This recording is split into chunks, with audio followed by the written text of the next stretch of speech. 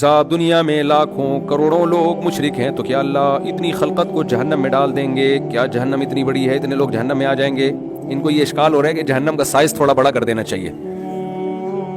Size پہ ان کو اشکال ہو رہا ہے کہ کیا اتنی ہے.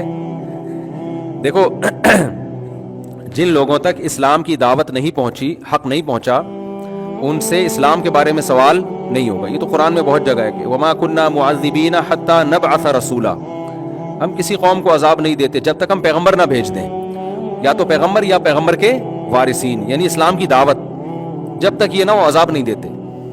لیکن جو شرک ہے نا، شرک، اس کے بارے میں اختلاف ہے کہ اگر کسی تک اسلام کی دعوت نہ پہنچی تو ٹھیک ہے، اسلام کے بارے میں، پیغمبر کے بارے میں اس سے سوال نہیں ہوگا. جب دعوت ہی نہیں پہنچی تو یہ چیزیں عقل سے فیصلہ نہیں کر سکتا نا انسان. بھائی عقل سے کیسے فیصلہ کرے گا کہ 5 نمازیں فرض ہیں یا محمد صلی اللہ علیہ وسلم اللہ کے پیغمبر ہیں، جب تک اس کو پتہ ہی نہیں ہوگا ان کی دعوت کا. تو یہ وہ چیزیں جن میں عقل نہیں، جب تک آپ تک دعوت نہ پہنچی ہو تو پھر آپ اس پہ غور کرتے ہیں، اس سے پہلے آپ غور کرنے کے مکلف ہی نہیں ہوتے.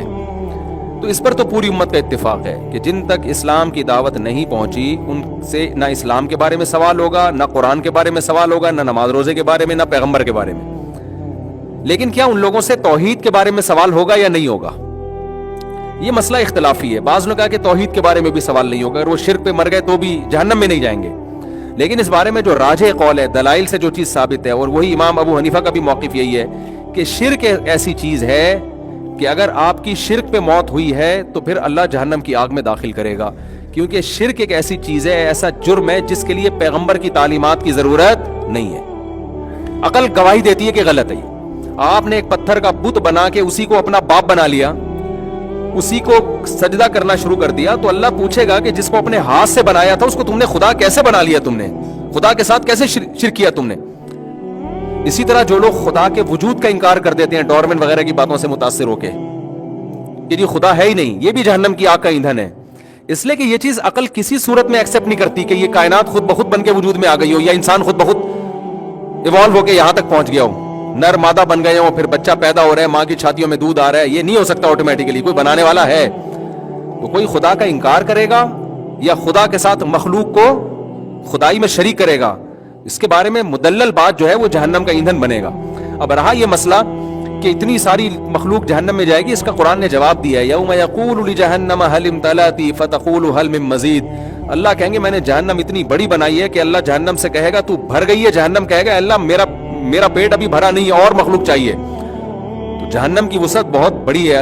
ہمیں اللہ سے پناہ مانگنی چاہیے اس آگ سے، اور شکر ادا کرنا چاہیے اللہ نے ہمیں توحید پر پیدا کیا ہے. اور بدبخت ہیں وہ مسلمان جن کو اللہ نے پیدا توحید پر کیا اور مزاروں کے باباؤں کے پاس جا کے مانگتے ہیں اور یا رسول اللہ مدد، یا علی مدد، اس طرح کی شرکیہ نعرے لگا کے، اور نیت بھی ان کی ہوتی ہے ہم یہیں بیٹھے بیٹھے نبی ہماری مدد کریں گے. تو افسوس ان پر ہوتا ہے کہ جن کو اللہ نے توحید کی نعمت سے نوازا تھا اور موت کس پر ہو رہی ہے، ان کی شرک پر ہو رہی ہے. تو وہ زیادہ قابل ترس لوگ ہیں. اس لیے بھائی اپنے عقیدے کو درست کرو. توحید کے معاملے میں اللہ بہت حساس ہے. اللہ کہتا ہے میں نہیں مشرک کو معاف کروں گا. اب رہا مسئلہ کہ کیا بیچارے یہ نہیں، مشرک میں تو اتنے اچھے لوگ بھی ہیں، تو آپ کی نظر میں اچھے ہیں، اللہ کی نظر میں اچھے؟ ارے کیا ہو گیا میرے بھائی؟ ہم کہتے ہیں مشرکین میں اتنے بڑے بڑے سائنسدان بھی گزرے جو مندروں میں جاتے ہیں، اتنے بڑے بڑے ایکٹر جنہوں نے انسانیت کی اتنی خدمت کی، وہ بھی جا کے بتوں کی عبادت کرتے ہیں، اور وہ اتنے اچھے، اتنے پولائٹ، تو جا کے شرک کر رہے ہیں. تو کیا ہو گیا؟ تو بھائی آپ کو وہ اچھے لگ رہے ہیں نا. دیکھو اس کی میں مثال دیتا ہوں. ایک عورت کا شوہر ہے، وسیم بھائی نام ہے ان کا. وسیم بھائی کا اچھا تذکرہ بھی ہونا چاہیے، وسیم نام ہے شوہر کا. اب وہ بیوی ساری دنیا کی خدمت کر رہی ہے، تمیز سے پیش آتی ہے، غریبوں کو کھانا کھلا رہی ہے، لیکن جب بات آتی ہے نا اپنے شوہر کی تو کہتی ہے وسیم بھی میرا شوہر ہے، غفار بھی میرا شوہر ہے. تو محلے والوں کو تو کوئی تکلیف نہیں ہوگی. محلے والے کہیں گے براڈ مائنڈڈ قسم کی ہے، یہ تقی انوس نہیں ہے کہ ایک ہی میاں ہے، بھائی یہ بھی ہے تو وہ بھی ہے، تو وہ بھی ہے تو وہ بھی ہے. محلے والے کہیں گے براڈ مائنڈڈ، بھائی سب ٹھیک ہے، جن کا ایک شوہر ہے وہ بھی ٹھیک ہے، جن کے 8 شوہر ہیں وہ بھی ٹھیک ہے. ہمیں تو دیکھنا انسانیت کی کتنی خدمت کر رہی ہے یہ. لیکن وسیم کی ایسی کی تیسی ہو جائے گی کہ نہیں ہو جائے گی؟ جو اس کا سچی مچی کا شوہر ہے وہ غیرت کا مسئلہ بنائے گا. وہ بولے گا بیگم تو نے میرے علاوہ کسی اور کو شوہر بنایا کیوں؟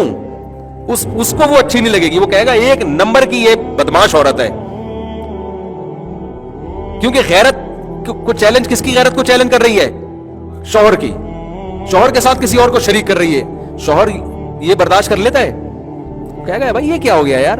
تو میرے بھائی شوہر کا مقام کم ہے، خدا جو الہ ہے نا، معبود، اس کا مقام زیادہ ہے. معبود کے ساتھ کسی کو شریک کر لیا, لوگوں کو اچھا لگے گا انسانیت کی خدمت کر رہا ہے اور یہ کتنا زبردست اسپیکر ہے, اور یہ خدا کہے گا میری غیرت برداشت نہیں کرتی, پیدا میں نے کیا, ماں کی چھاتیوں میں دودھ میں نے پیدا کیا, اور فالق الحب والنوات, دانے کو پھاڑ کر میں نے تناور درخت بنایا, تجھے پیدا کر کے ماں کی چھاتیوں میں دودھ پیدا کیا, پھر بارشیں برسا کے تجھے کھلایا, بچپن میں تجھے ماں کی محبت دی, باپ کی شفقت دی, اور تجھے خاندانوں میں پیدا کیا, اور زمین کو تیرے لیے بچھونا بنایا.